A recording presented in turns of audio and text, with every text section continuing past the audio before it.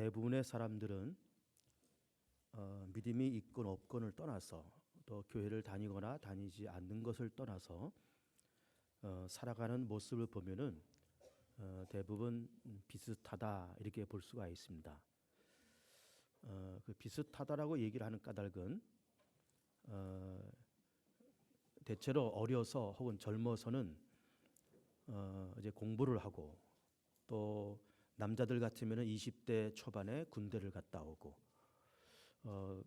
그리고서는 취업을 하고 그리고 30 안팎되어서 결혼을 하고 그러면서 또 아이를 낳고 집을 구하고 또 재산을 점점 늘려가고 또 아이를 낳으면서 그 아이들을 기르고 공부를 시키고 이렇게 하면서 그렇게 세상을 살아갑니다. 40대쯤 되면은 아이들이 한참 클 때고 돈이 많이 들어갈 때고 그래서 아주 바쁘게 살아갈 때가 아마 이 남자들의 40대가 아닐까 그렇게 생각이 듭니다. 그리고 50이 되어서 60 가까이 되면은 이제 아이들이 훨씬 이제 컸기 때문에 이제 출가도 시켜야 되고 또 그때쯤 되면 또 부모들이 돌아갈 때가 거의 되어서 또 그분들 이 장례 절차도 잘 해야 되고 그러다 보면은 우리는 벌써 60이 넘어서 이제는 인생의 황혼길을 다 그렇게 걸어갑니다. 이렇게 살아가는 그 모습은 뭐 교회를 다니는 우리들이나 또 교회 바깥에 있는 사람들이나 뭐 크게 다를 바 없이 이제 그렇게 살아갑니다. 열심히 살아간다. 물론 좋은 겁니다. 아이들이 점점 크면서 30평대 살다가 40평대로 이렇게 이사 갔다. 물론 좋은 겁니다. 자동차도 좋은 걸 타고 있다가 그 다음에 중형으로 그 다음에 또 대형으로 바꿔서 타게 되었다. 뭐 좋습니다. 또 적절히 재테크도 하고 또 노후도 준비해가면서 그렇게 살아간다. 물론 다 좋습니다. 당연히 그렇게 해야 되고 그런 것은 절대로 죄가 아닙니다. 그런데 이제 거기에 무엇이 문제가 있는가 하면은 우리는 예수 그리스도를 믿어서 하나님을 알게 되었고 또 우리가 죄가운데 빠지는 죄인이었는데 하나님께서 우리 같은 사람들을 건지기 위해서 독생자를 보내시고 예수님께서 나를 위해서 나를 대신해서 십자가에서 그렇게 고난당하시고 피 흘려 죽으시면서 그러면서 예수님의 그 죽으심과 부활을 통해서 우리가 죄사함 받고 하나님의 자녀가 됐다는 그런 사실을 이렇게 깨달아 가면서 그러면서 우리는 세상을 열심히 사는 것도 물론 좋지만은 그러나 30평대에서 40평으로 작은 차에서 큰 차로 재테크하면서 노후 준비를 하면서 그런 것이 나쁜 것은 아니지만 우리가 하나님을 믿고 예수가 날 위해서 죽으셨다는 사실을 깨달아가면서 우리의 생각도 한 단계 성숙해 가면서 우리의 생각이 거기에만 머물러 있으면 안 된다라는 말씀을 드리고 싶은 겁니다. 거기에만 머무르면 안 된다. 그러면 우리가 돈을 열심히 벌었다, 재테크를 했다, 그리고 살림살이가 점점 늘어가고 그리고 또 노후 준비를 해간다. 그럼 이 모든 것을 다 겉모습은 다 그런 모습으로 다 그럴듯한 모습으로 이렇게 포장돼 있지만 그 중심을 뚫고 들어가면은 그것이 과연 뭐냐라고 그럴 때 다 밥 먹고 살기 위해서 다 그렇게 하는 겁니다. 밥 먹고 살기 위해서 돈 벌고 밥 먹고 살기 위해서 재테크도 하고 밥 먹고 살려고 또 그 밥을 좀 더 많이 먹으려고 또 그 밥을 기왕이면 좀 고급으로 먹으려고 또 그 밥을 좀 편안한 장소에서 먹으려고 그래서 우리는 넓은 평수를 선택을 하고 넓은 차를 선택하고 재테크와 노후 준비를 하면서 다 그렇게 살아갑니다. 물론 그것도 죄가 아닙니다. 당연히 그렇게 하는 것은 좋은 겁니다. 기왕이면은 좀 잘 살고 잘 먹고 편안하고 넓은 집에서 좀 더 고급으로 좀 더 많이 먹고 다 그런 것은 나쁜 것이 아닙니다. 그런데 현대인들이 살아가는 삶의 모습을 다 들여다보면은 다 밥을 먹기 위해서 다 그렇게 하는 거예요. 밥을 먹기 위해서. 왜 재테크하느냐? 왜 노후를 준비하느냐? 밥 먹으려고. 밥 먹으려고. 왜 작은 평수에서 큰 평수로 옮겨가느냐? 밥을 먹을 때 좀 넓은 데서 먹으려고. 기왕 먹으려면 좀 고급을 좀 먹으려고. 결국은 그 내막을 들여다보면 다 밥을 먹으려고 많이 먹으려고 좋은 것을 먹으려고 좀 편안하고 넓은 데서 먹으려고 우리는 다 그렇게 살아가는 겁니다. 그런데 우리는 가만히 이렇게 생각하면서 자, 그럼 내가 밥을 먹고 사는 것이 나쁜 것이 아니고 이것이 절대로 죄는 아니지만 그 수준에만 머물지 말자라는 말씀을 드리고 있는 것이고, 그럼 우리가 언젠가는 이 세상을 떠나서 하나님의 심판 앞에 다 서서 우리의 삶을 결산받을 때가 있을 텐데, 하나님 앞에 우리가 딱 서서 과연 무슨 얘기를 할까? 하나님께서 우리 각 사람에게 너 뭐하고 왔냐? 그러면 밥 먹다 왔습니다. 많이 먹고 왔습니다. 그리고 고급을 먹고 왔습니다. 편안한 데서 많이 먹고 왔습니다. 라고 우리는 그렇게 하면 얘기를 해야 될 거냐 이 말이에요. 그러니까는 밥을 먹고 살았다고 하는 것이 나쁜 것은 아니지만 무엇이 문제인가 하면은 밥만 먹고 살았다고 하는 것이 문제가 되는 거예요. 밥만 먹고 살았습니다. 하나님, 나는 이 세상에 살았는데 밥만 먹고 살다 왔습니다. 라고 그렇게 우리가 고백한다 그러면은 뭔가 좀 창피하잖아요. 너 밥만 먹고 왔구나. 물론 그게 나쁜 것이 아니랐습니다. 우리가 그렇게 말할 때 하나님, 나 밥만 먹고 왔습니다. 하나님도 우리를 바라보면서 너 밥만 먹고 왔구나. 참 이게 서로가 하나님께서 그렇게 질문하실 때도 하나님도 참 마음이 편치 아니하시고 우리도 밥만 먹고 왔습니다라고 이렇게 고백할 때도 참 이게 너무 부끄럽잖아요. 밥만 먹고 살아서는 안 되잖아요. 우리는 적어도 인간이고 우리는 하나님의 형상으로 지음받은 사람이고 더더욱 하나님께서는 우리 같은 사람을 건지기 위해서 하나님의 하나밖에 없는 독생자를 이 땅에 내보내셨는데 우리가 그런 하나님의 은혜 가운데 우리가 지금까지 살아왔고 하나님의 형상으로 지음받았고 우리가 하나님 앞에 부모 앞에 이 세상 앞에 우리가 빚진 자로서 그렇게 살아가고 있는데 우리가 밥만 먹고 세상을 살면 안 되지 않냐 이런 얘기를 하고 있는 겁니다. 또 하나님 앞에 가서도 하나님, 나 밥만 먹고 왔습니다 라고 그렇게 말해서도 안 되지 않냐 이 말이에요. 이 세상을 살아가면서 뭐 성경에 있는 말씀처럼 사람의 연수가 70이다 강건은 80이다 너 다 그렇게 말씀할 수 있으면서 뭐 우리 살아가는 성도들 다 하나님의 은혜 속에서 다 무병장수하시고 넉넉하게 정말 밥들 다 잘 잡수시기를 다 축복하지만 기왕에 우리가 이 세상을 살아가면서 하나님을 섬기고 예수를 알고 저도 하나님의 아들 예수가 나를 건지기 위해서 십자가에서 내 죄를 담당하고 죽으셨다라는 사실을 아는 우리라 그러면은 우리는 적어도 이 한 시대를 살아가면서 뭔가 크건 작건 좀 우리가 기여도 하고 보탬도 되고 유익도 되고 공로도 세우고 좀 재생산도 하고 그렇게 하면서 일생을 살아가야 되지 않겠느냐라는 말씀을 드리고 싶은 겁니다. 밥만 먹다가 갈 수는 없지 않습니까? 그러니까 우리는 이 즈음에 우리는 곰곰이 생각해 봐야 됩니다. 밥을 먹었다, 밥만 먹었다, 많이 먹었다, 고급을 먹었다, 편안한 장소에서 많은 것을 고급스럽게 먹었다, 다 좋지만 밥만 먹고 세상을 살 수는 없는 것이고 하나님 앞에서도 밥만 먹고 왔다라고 얘기할 수는 없다라고 하는 우리의 생각이 우리 가슴을 쳐야 되는 거예요. 우리 가슴을 쳐야 됩니다. 예를 들면 여기 이제 박정호 목사 이렇게 서 있잖아요. 개봉중앙교회 담임 목사입니다. 그러면 교회에서 담임 목사한테 뭐 월급도 주시고 뭐 사택도 주시고 자동차도 주시고 그래서 제가 살아가고 있습니다. 뭐 사는데 뭐 물질적으로 그렇게 어렵지 않습니다. 또 뭐 적절할 때 은퇴하면은 뭐 교회에서 퇴직금도 주실 것이고 뭐 연금도 이제 적절히 나올 것이고 그래서 뭐 언젠가 은퇴해서 내 노후의 삶도 뭐 썩 그렇게 문제가 되지 않습니다. 그래서 좀 솔직한 말로 여기 서 있는 박정호 목사도 먹고 사는데 큰 불편이 없습니다. 그렇지만 나도 개봉중학교 담임 목사고 나도 언젠가 하나님 앞에 딱 섰을 때 하나님, 나 밥만 먹고 왔습니다. 그렇게 말해서는 이게 창피하잖아요. 또 하나님도 나를 바라보시면서 야, 너 개봉중학교 담임 목사 그렇게 몇 년 했는데 내가 보니까는 너는 밥만 먹고 왔더라. 이렇게 말씀하시고 또 그렇게 우리를 평가하시면은 이게 창피하잖아요.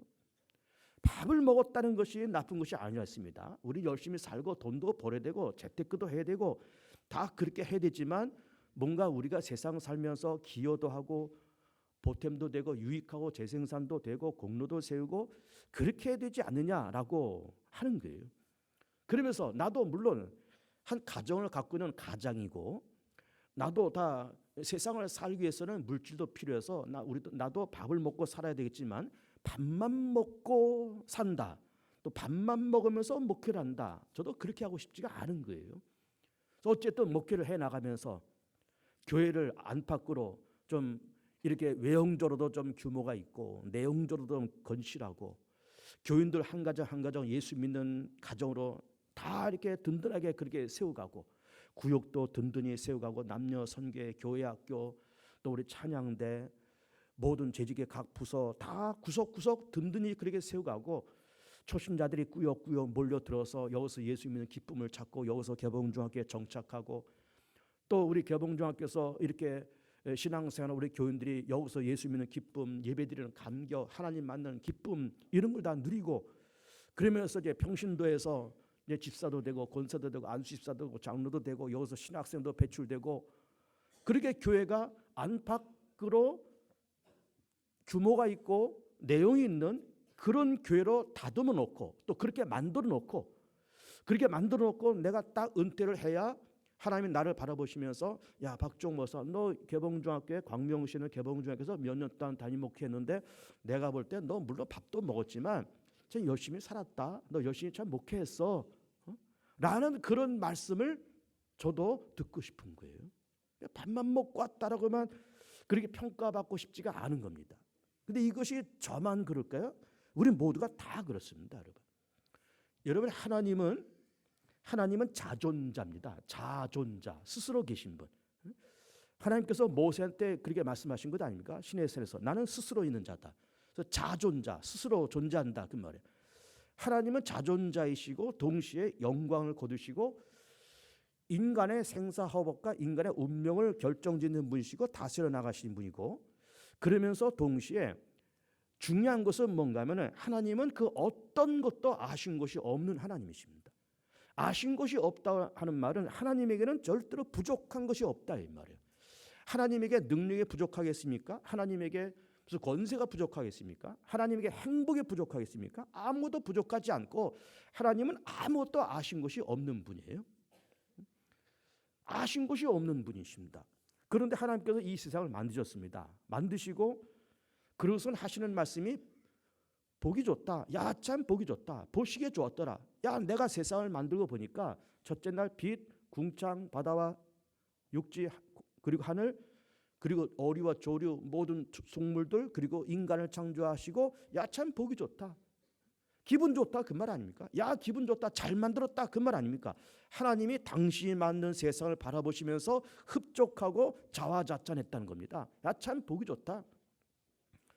그런데 세상이 타락하지 않습니까? 아담과 하와가 선악과 따먹고 타락하면서 이 땅에 죄와 사망 권세와 사단의 권세가 쓰나미처럼 이 세상을 그렇게 집어삼켰습니다. 그래서 인간은 실존 좋던 세상에 태어나서 우리 인간은 원죄를 갖고 세상을 태어나는 거예요. 원죄. 우리 조상 아담. 나는 그 아담이라는 사람을 본 적도 없고 그 양반이 몇 년도에 이 땅에서 살았던 양반인지는 나는 모르겠지만 그 양반이 우리의 인류의 조상이라 그러고 그 양반이 선악과를 따먹었다는 그 원죄를 내가 실존 줬던 그걸 뒤집어 쓰고 세상에 태어납니다. 그리고 세상 살아가면서 우리는 수많은 자범죄를 가지고 세상을 살아갑니다. 그러면서 그 죄가 원죄가 됐던 자범죄가 됐던 그 모든 죄의 결과는 사망이라는 거예요. 뭐 큰 죄든 적은 죄든 소를 도둑질해도 도둑놈이고 바늘 하나 도둑질해도 도둑놈인가 마찬가지로 어쨌든 크든 작든 모든 죄의 그 결과는 죽음이라는 겁니다. 그럼 우리 인간은 원죄를 갖고 또 자범죄를 가지고 세상을 살면서 그 죄 때문에 죽고 죽는 것으로 뭐 다 끝난다 그래도 뭐 괜찮을 것 같은데 죽음 이후에는 또 하나님의 심판이 있고 천국과 지옥이 기다리고 있잖아요.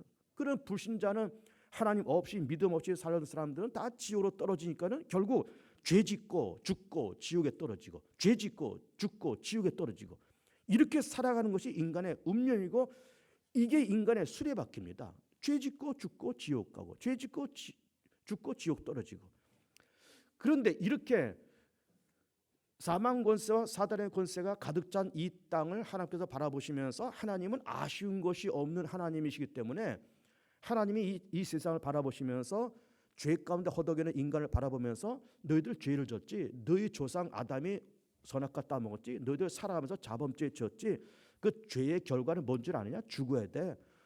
죽는 것으로 끝 아니야. 너 지옥 들어가. 우리는 하나님께서 그렇게 이 세상을 향해서 너희들 죄를 졌다, 죽어라, 지옥 들어가라, 그렇게 살아가는 세상을 바라보면서 그렇게 된 것은 내 책임 아니고 너희 책임이다, 그렇게 말씀하실 수도 있는 겁니다. 그건 내 책임이냐? 너희가 죄 짓는 거, 너희가 죽는 거, 너희가 지옥 떨어지는 거 내가 언제 그렇게 하라 그랬냐? 내가 언제 죄 지라 그랬어? 내가 언제 너를 죽으라 그랬어? 내가 언제 너희들 지옥에 떨어지라 그랬어? 하나님이 그렇게 말씀하지 않으셨지 않습니까? 선하신 하나님이 우리 인간에게 왜 죄를 지으라고 말씀하시고 왜 죽으라고 그렇게 말씀하십니까? 그렇게 말씀하지 않으셨거든요. 인간이 어리석고 인간이 욕심이 사나워서 결국 따먹지 말라는 선악과 따먹고, 우리는 또 아담의 원죄만 갖고 있는 것이나 세상을 살아가면서 수많은 자범죄를 지으면서 그러면서 우리 인간이 그렇게 죽을 수밖에 없는 존재인데 하나님은 세상을 바라보시면서 그건 너희 책임이야, 내 책임 아니다 라고 말씀하셔도 됩니다. 야, 지구 땅, 이 어지러운 땅, 그건 너희 책임이야, 내 책임 아니다, 나 몰라, 너희들 알아서 해. 그렇게 해도 괜찮습니다. 왜? 하나님의 책임이 아니니까. 하나님이 그렇게 말씀하신 것이 아니니까. 그런데 하나님은 거기만 머무르신 하나님이 아니에요. 하나님은 극도의 성숙한 분이기 때문에 당신께서 만든 세상이, 당신께서 만든 인간이 타락해서 죄짓고 죽고 지옥에 떨어지고 죄짓고 죽고 지옥에 떨어지는 인간의 이 악순환을 이렇게 바라보시면서 당신 책임이 아님에도 불구하고 그래, 내가 책임지자, 이거 내가 책임지자, 내가 책임지자.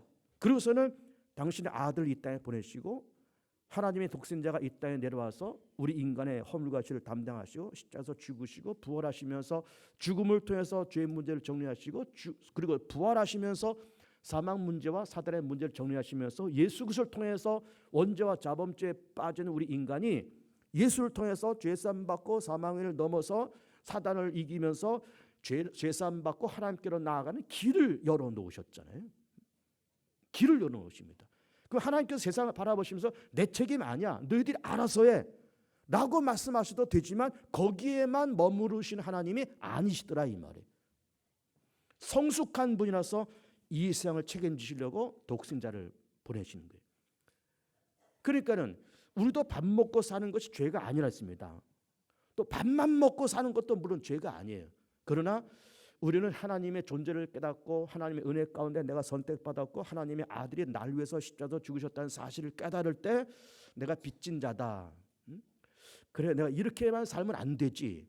내가 세상 살면서 그래도 내가 하나님의 선택을 받았고 은혜를 입은 사람인데 내가 이 세상을 살아가면서 교회가 되었건 교회 바깥이 되었건 어디가 되었건 내가 어쨌든 힘 닿는 대로 기여하고 내가 좀 보탬이 되고 유익을 만들고 공로를 세우고 무엇인가 재생산을 하고 이렇게 살아가는 것이 이것이 마땅한 것이 아니냐라는 것을 우리가 생각을 해볼 필요가 있다 그 말이죠.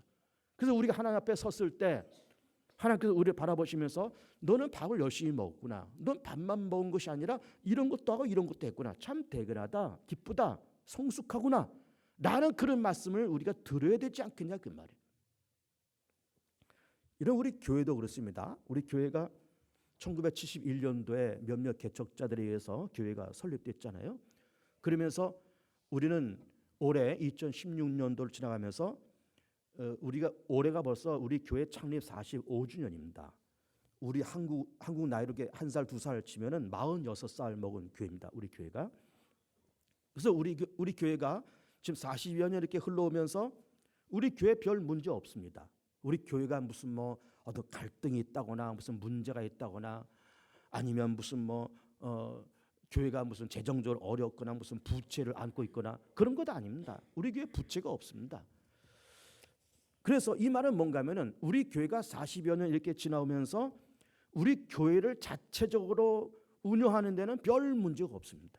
우리 모여서 예배드리고 내려가서 밥 먹고 뭐 여전교회끼리 뭐 남성교회끼리 뭐 구역끼리 뭐 놀러 다니고 뭐 교회학교끼리만 놀러 다니고 교회에서 예산 배정해 주는 대로 그거 가지고 운영하고 이렇게 하는 데는 교회가 아무 문제가 없습니다. 그러니까 우리 교회도 밥을 먹는 데는 아무 문제가 없습니다. 그래 교회도 밥만 먹고 살면 안 된다는 생각을 갖게 된 거예요. 우리 교회가 자체적으로 유지하는 데는 문제가 없지만 이 유지하는 데만 급급하면은 이게 뭔가 성숙하지 못한 모습이 아니냐. 밥을 먹는 것은 죄는 아니지만 밥만 먹고 그냥 유지만 하고 현상 유지만 하고 가는 것이 이게 옳은 것은 아니지 않냐 라는 생각을 가지면서 뭔가 우리 개봉중앙교회가 40년을 지나가고 45년을 지나가면서 우리 교회가 하나님의 나라와 세상을 향해서 우리도 무엇인가 기여하고 보탬이 되고 유익하고 재생산하고 무슨가 공로를 세우면서 우리 교회도 하나님 앞에 최종적으로 심판받을 때 야 개봉중앙교회야 너희들은 자체적으로 유지하는데 아무 문제가 없었는데 유지만 한 것이 아니라 뭔가 네가 나한테 개봉중앙교회 네가 나한테 뭔가 기여와 보탬과 유익이 되었구나 라는 칭찬과 결산을 개인적으로도 교회도 그런 결산을 받아야 되지 않겠냐라고 하는 겁니다. 그래서 우리는 지난 5년 전에 40주년을 지나가면서 우리도 뭔가 기여하고 보탬이 되자라는 생각을 가지고 우리가 해외에다 교회를 세워보자. 그래서 캄보디아에 건너가서 프놈펜 외곽에 소망의 새벽교회를 세웠습니다. 5년 전이에요. 5년 전 2011년도에 완공이 됐습니다. 진선미 선교사가 거기서 목회를 열심히 합니다. 며칠 전에 진선미 선교사가 한국에 와서 저를 찾아왔습니다. 찾아와서 그 소망의 새벽교회에 대한 얘기도 쭉 했습니다. 교회가 잘 되고 있고 그리고 우리가 그 교회를 세운 지가 5년 됐는데 아주 동네가 번듯하게 발전돼 가면서 그전에는 이 교회 앞이 비포장도로인데 지금 포장이 깔리고 물론 전기도 들어오고 우리가 교회에 세울 때는 전기가 안 들어왔어요. 지금은 전기도 들어오고 포장도 되고 그리고 무려 땅값이 5년 전에 비해서 땅값이 4배가 뛰었다는 거예요. 교회가 세워지면서 동네가 아주 번듯하게 되니까 땅값도 뛰고 교회가 잘 운영되고 있다라는 그런 좋은 소식을 들었습니다. 그리고 우리가 몇 년 전에 우리 청년들이 캄보디아 소망의 새벽교회에 가서 단기 선교도 하고 그렇게 왔잖아요. 잘 되고 있습니다. 그리고 5년 지나서 창립 45년이 되어서 우리가 그러면 우리 자체 유지에만 끝나지 말고 우리가 뭔가 하나님 앞에 기여하고 보탬이 되고 유익을 만들고 우리가 뭔가 공로와 재생산하기 위해서 뭐 두 번째 작품을 만들자라는 그런 생각을 가지고 물색하면서 인도를 생각하게 되었고 마침 인도에서 이미 가서 거기서 선교센터를 운영하고 있는 대구 범어교회 은퇴 장로님인 정창수 장로를 알게 된 겁니다. 그래서 그분을 먼저 이제 한국에서 먼저 만났습니다. 저하고 만나면서 인도에 대한 이야기를 쭉 듣고 우리가 기념교회를 세우려 그런다. 저 안내를 좀 해달라 이런 얘기를 하면서 그러면서 또 우리가 지난 봄에 노회 끝나고 나서 우리 1차 그 선교팀이 가서 그 벵갈루에 들어가서 여러 군데를 답사를 했습니다. 집시 마을도 답사하고 여러 군데를 답사하면서 우리가 어디에다가 제2기념교회를 세워야 정말 유익하고 좀 하나님께서 기뻐하시고 그런 작품이 하나 나올까 이렇게 깊이 생각하면서 사실은 후보가 몇 군데가 나왔었습니다. 한 3군데 정도 후보가 나왔었습니다. 근데 이 3군데 뭔가 사실은 우리 선교팀도 이제 그런 마음을 품었지만 마음 같아서는 3군데를 다 하고 싶었습니다. 3군데를. 왜? 다 필요한 것이기 때문에. 그리고 어쨌든 3군데를 다 하기 위해서는 우리가 재정적으로 약하니까 어쨌든 우리가 마음은 아프지만 하나만은 선택할 수밖에 없다. 이렇게 하면서 그 하나를 선택한 것이 어딘가 하면은 베델 중앙교회입니다. 그 베델 중앙교회를 이제 가봤더니 그 벵갈루 시내 아파트 단지 한복판에 있는 그런 교회였습니다. 인도 현지인 목사님 노블 목사가 목회를 하고 있고 그 교회가 한 2년 전에 교회 건축을 이렇게 하다가 무슨 일로 인해서 교회 공사가 중단됐습니다. 그래서 골조만 서 있고 뭐 철근이 삐죽삐죽 나와 있는 그런 건물에서 무려 한 2년 가까이 그냥 비를 맞아가면서 바람을 맞아가면서 거기서 예배를 드리는 그 장면을 봤습니다. 그런데 그것이 이제 마음에 와 닿으면서 그럼 여기를 지원하자 이렇게 마음을 먹었던 겁니다. 지원을 하면서 그러면서 이제 제가 2차로 제가 갔잖아요. 제가 혼자 인도를 갔습니다. 그러면서 그 너블 목사를 만나서 MOU 협정서를 쓰고 그리고 우리가 돈을 보내주면서 공사가 시작되어서 완공돼서 지난주에 우리 선교팀이 가서 헌당 예배를 드리고 왔습니다. 근데 그 교회를 선택하게 된 까닭은 두 가지가 있습니다. 첫 번째는 그 교회가 이 벵갈루 도시의 한복판에 있는 교회입니다. 도시 한복판에 아파트 단지 안에 그렇게 있는 교회고, 이 교회를 멋지게 완공을 하면은 멋진 작품이 될 뿐만 아니라 저희 복음의 파장, 선교의 파장, 전도의 파장이 굉장히 크겠다라는 생각을 가지고 그 교회를 선택을 한 겁니다. 두 번째 이유는 그 교회 담임 목사인 너블 목사가 참 괜찮은 사람이었어요. 이제 여러분 사진도 보시겠지만은 아주 생김새도 참 잘생기고 아주 참 이 체격도 좋고, 그리고 몇 마디 이제 얘기도 나누고 또 이제 정상수 장로를 통해서 또 이렇게 소개를 받으면서 대단히 이 영성과 정신이 바로 서 있는 사람이었어요. 정신이. 신학교에서 교수 노릇도 몇 년 동안 이렇게 하고 아주 상당히 인텔리 출신입니다. 그래서 그래 좋다. 그럼 여기다가 교회를 세우면은 굉장한 선교의 열정과 전도의 열정이 있겠다 해서 그 교회를 선택해서 MOU를 썼습니다. MOU를 2차 방문을 해서 첫 번째는 답사를 갖고 두 번째는 제가 혼자 가서 MOU를 작성하고, 근데 MOU를 작성할 때 저는 놀라운 얘기를 들었습니다. 놀라운 얘기. 그 너블 목사 부인이 그 교회 사모죠. 그 사모가 공사가 시작되어서 이 공사 중단된 채로 이 골조 안에서 비 맞고 바람 맞으면서 철근이 삐죽삐죽 나와 있는 그 자리에서 거의 한 만 2년 동안 예배를 드렸다는 거예요. 그러면서 너무 속상하고 지역 사회는 막 고층 아파트들이 쭉쭉 들어와 있습니다. 지금 고층 아파트들이 쭉쭉 들어와 있고 막 도로는 포장돼 있고 지역은 발전돼 있는데 교회는 막 그렇게 돼 있고 이것이 막 속상해서 그래서 이 사모가 40일 동안 금식을 했다는 거예요. 그래서 금식하고 나서 금식이 끝난 다음에 하나님께서 이 사모에게 그 기도 40일 기도 끝난 다음에 하나님께서 성경 말씀을 딱 응답으로 주셨다는 거예요. 그 응답으로 주신 그 성경 구절이 우리가 지금 읽은 이 말씀이에요. 이사야 60장 10절과 11절 말씀이에요. 여기를 보시면 10절 말씀 보시면 내가 노하여 너를 쳤으나, 그러니까 하나님의 뭔지는 모르지만 하나님께서 너블 목사를 연단시키고 베델 중학교를 연단시키려고 그렇게 하시는지 모르지만 어쨌든 그렇게 하면서 공사 중단돼서 너를 쳤다 이거예요. 그런데 이제는 나의 은혜로 너를 불쌍히 여겼음즉 이방인들이 내 성벽을 쌓을 것이요. 그래서 이 사모가 하나님께서 진노하셔서 우리가 이렇게 어려움을 당하고 있지. 근데 이방인들이 내 성벽을 쌓는다는 말씀이 뭘까? 하나님께서 이 말씀을 주시긴 주셨는데 이 말씀이 뭘까 하다가 제가 와서 MOU를 쓰면서 공사 선수금을 주고 그렇게 했을 때 그 얘기를 하는 거예요. 자기가 이만저만해서 사실 금식기도 끝나고 하나님께서 주신 말씀이 이건데 과연 한국에서 인도 사람에 비하면 우리는 이방인들 있잖아요. 이방인이 한국 사람이 거기 가서 마지막 성벽을 쌓는다고 하는 그 암시를 하나님께서 사실 금식 끝난 다음에 그렇게 주셨던 거예요. 그래서 저도 놀래고 그분도 놀래고 그 사모도 놀래고 다 놀란 거예요. 야, 하나님께서 그렇게 사실 금식 기도 끝나고 주신 그 말씀이 어떻게, 근데 그 금식 기도 끝난 그 무렵과 우리가 1차 방문했을 때가 거의 시기적으로 비슷합니다. 거의 사실 금식 기도 끝나고 나서 얼마 안 있어서 저희가 1차 방문을 한 거거든요.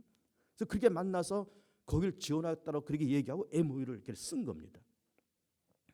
그러면서 공사가 이렇게 진행되고 있는데 그래서 다 끝났는데 그래서 우리가 그간에 이제 화면을 보여드리겠지만 이제 건물만 완성된 것이 아니라 이제 그 교인들이 아주 기쁨으로 교회를 지었고 또 기쁨으로 전도가 되고 기쁨으로 몰려드는 그런 아름다운 교회가 되었습니다. 그래서 우리가 생각할 때 뭐 우리가 예산이 넉넉하지 못해서 많은 것을 하지 못하지만 우리가 한 1억 정도의 예산을 가지고 작업을 하자 이렇게 생각하면서 여러분들한테 다 그렇게 말씀을 드렸잖아요. 우리 한 1억 정도 가지고 작업을 하면 되겠다. 근데 1억이라는 돈이 이것도 신비로운 겁니다. 우리도 1억 정도 지원해서 작품을 만들어 보자라고 생각했는데 그 건물이 공사가 중단됐는데 우리가 1억을 갖고 있다는 말을 안 하고 그 너블 목사한테 이게 완공되려면 우리가 지원한다는 말도 꺼내기 전에 이게 완공되려면 어느 정도의 돈이 필요하냐고 물어봤더니 역시 한국 돈으로 1억이라는 거예요. 이것도 딱 맞아 들어간 거예요. 또 이것도 하나님의 뜻이다 해서 여러분들한테 공개하고 우리 성도들이 다 성심성의껏 제2기념교회를 위한 건축 헌금도 이렇게 하셨잖아요. 근데 놀라운 것은 1억 가지고 하겠다고 했는데 거기서도 1억이면 된다 그러고 우리도 1억을 여러분들에게 말씀드리면서 여러분들이 다 작정 헌금도 하고 실제로 헌금도 하셨는데 헌금된 제2기념교회를 위해서 헌금된 그 돈도 딱 1억이에요. 지금 놀랍게 1억입니다. 이제 다 그 발표를 할 거예요. 그래서 제가 그 목록을 재정부를 통해서 목록 다 받아봤습니다. 어느 권사님이 어느 가정에서 얼마하고 어느 가정 얼마하고 이렇게 쭉 나와 있어요. 제일 많이 하신 분이 어느 가정에서 3천만 원을 하셨더라고요. 그리고 어떤 분은 뭐 몇백만 원, 어떤 분은 100만 원, 어떤 분은 몇십만 원, 어떤 분은 뭐 몇만 원 이렇게 해서 다 십시일반 이렇게 해서 이게 1억이라는 돈이 딱 마련이 된 거예요. 그러니까 이 모든 것이 이렇게 진행되어 가는 그 모든 것을 제가 이렇게 경험해 보면서 이 모든 것이 너무나 신비로운 거예요. 딱딱 맞아 들어가니까 마치 톱니바퀴가 맞물려 돌아가듯이 이게 딱딱 말려 들어가니까는 너무 놀란 거예요. 우리가 생각한 것도 계획한 것도 그 교회가 필요한 것도 여러분들이 드린 헌금도 딱딱 맞아 들어가서 우리가 그 교회에다 잔금을 다 치르고 지난주에 건너가서 헌당식도 성대하게 드리고 그리고 이제 왔습니다. 참 감사한 일이죠. 아무쪼록 우리는 이 시대를 살아가면서 밥을 먹는다고 하는 것은 나쁜 것이 아니고 죄될 일도 아닙니다. 또 더 많은 것을 먹는다, 더 편안한 환경에서 먹는다, 더 좋은 것을 먹는다, 나쁜 것이 아닙니다. 그런데 문제는 우리는 밥만 먹고 갈 수는 없다 이게. 우리 인생이 하나님 앞에서도 하나님 나 밥만 먹고 왔습니다. 뭐 그렇게 했다고 해서 하나님 야단치질 하나님은 아니에요. 그래 조금 부끄럽잖아요. 목사도 하나님 나 개봉적에서 면담 목회했는데 밥만 먹고 왔습니다. 미안하잖아요. 그리고 우리는 꼭 우리가 나가서 뭐 이렇게 교회를 짓는다 그것만이 작품은 아닙니다. 여러 가지로 여러 가지 형태로 이 세상에서 우리가 기여도 하고 보탬도 유익도 되고 그렇게 할 수 있다. 전도 열심히 한다. 이것도 기여하는 거예요. 내가 맡은 직분을 열심히 감당한다. 다 기여하는 거예요. 기도 많이 한다. 다 기여하는 거예요. 하나님 앞에 물질로 헌금한다. 다 기여하는 거예요. 물론 이렇게 우리가 1, 2기념교회, 2기념교회를 만들어간다. 이것도 물론 기여하는 거예요. 어쨌든 하나님께서 우리 가운데 우리 하여금 하나님께서 선택하시고 하나님의 자녀 삼으셨는데 뭔가 우리가 세상을 살아가면서 밥만 먹지 말고 뭔가 우리가 보탬도 되고 기여도 하시는 그런 사람이 되어서 마침 하나님 앞에 섰을 때 하나님 참 감사합니다. 나 같은 것도 선택하시고 나 같은 것을 개봉중학교에 담임으로서 세우시고 나 같은 것도 개봉중학교에 장로, 권사, 집사로, 구역장으로 세우시고 감사한데 하나님 나 밥만 먹고 온 것 아니고 난 이런 것도 하고 이런 것도 했습니다. 좀 하나님 앞에 자랑할 것이 있기를 축복합니다. 하나님 앞에 물론 그 자랑이 대단한 건 아니지만 하나님 앞에 좀 자랑할 것이 있는 그런 성도들이 꼭 되기를 축복합니다. 이제 영상을 보시겠습니다.